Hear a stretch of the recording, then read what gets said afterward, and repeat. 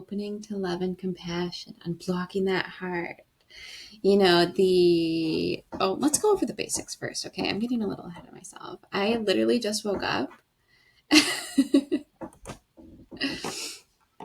Basics. Heart chakra is located in the center of the chest. I'm sure there's a way to make that bigger. Governs love, compassion, forgiveness, relationships. Body parts are the heart, lungs, chest, the arms, extending from the heart area.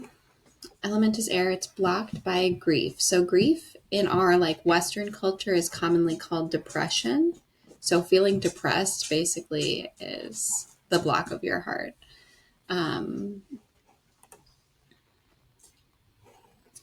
Here's the signs of being blocked. But I want to talk a little bit more about grief and what grief is. So I think a lot of people are unfamiliar with it and thinking that the grief has 5 stages. But that really is just the 5 stages of coming to terms with a terminal illness. Grief is feeling like you have unfinished business. Grief is having conflicting emotions about something. How do you know that your heart is blocked? You're feeling guarded, afraid of intimacy, afraid of opening up. This is very on brand for me. Something I've really been trying to work through. You give to others, but not to yourself. Holding on to resentment, grief, and heartbreak. You crave connection but feel lonely. Maybe you're prone to isolation. Maybe you're prone to laying in your bed all day or often. You have a fear of being seen. And the fear of being seen is really a fear of being seen for who you are and rejected and not being fully loved for who you are. So it's a fear that people aren't going to accept you for who you are.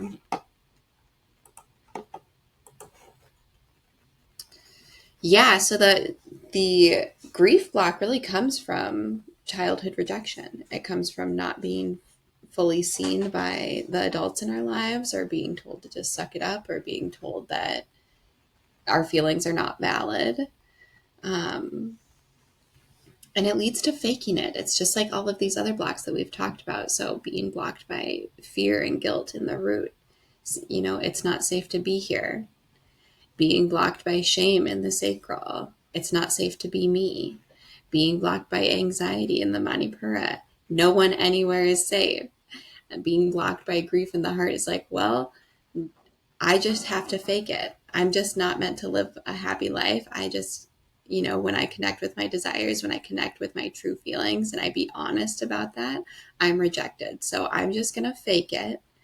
And when you're disconnected from your desire, that's where your depression comes from. And the way to get out of that is to really start following all of the little crumbs of desire and changing the belief that it's not right to be yourself in relationships, or that it's unsafe to be yourself in relationships. And this is just a really fun thing to unravel over time.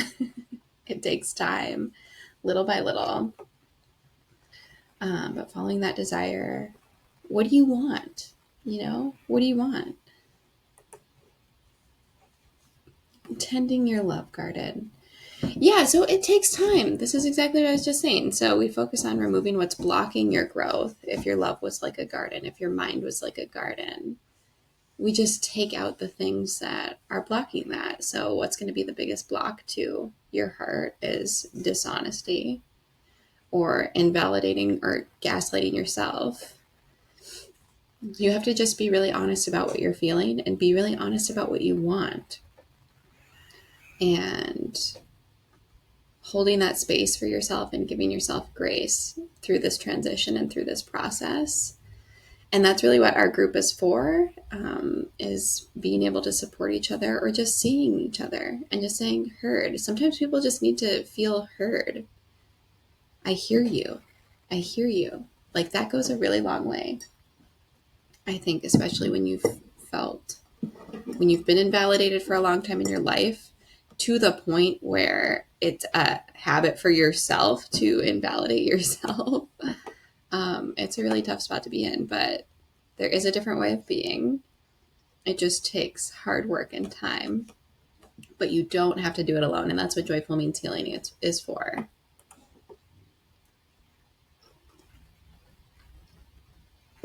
Forgiveness is the key to opening the heart. Forgiving everything in the past. You don't have to condone it. You don't have to say that or like justify it at all, but forgiving and letting go is the key to moving on. So I'm going to put some practices together here. Painkiller. That's like the number one best cord cutting meditation I've ever done. It's read by my teacher Onami, but I'm going to make my own version. So I'll put that up on here. And then heart opening yoga. I'm actually not a yoga teacher. I love yoga. I really should just get like a teacher training done or something, but there's tons of heart opening yoga on YouTube. I'll put some of my favorite teachers in the description here. Yoga with Melissa. OG. I've been doing her yoga for like more than 10 years. Love her since she like first started her YouTube, and now she's huge. So I'm not super familiar with a bunch of other ones on here. We'll do some breath work, and journaling is really good. I find that it's a great way to get out of your head and get to, if you don't know what you really want, if you're like, I don't know, or you're like paralyzed because you've just been blocking yourself for so long, journaling and writing things down is a great way to get to the core of the issue, or like what yourself is really trying to tell you. So I'll put some journaling prompts up on here too. And then here are some affirmations that you can use this week as you're doing the Anahata chakra. I release pain and make space for love.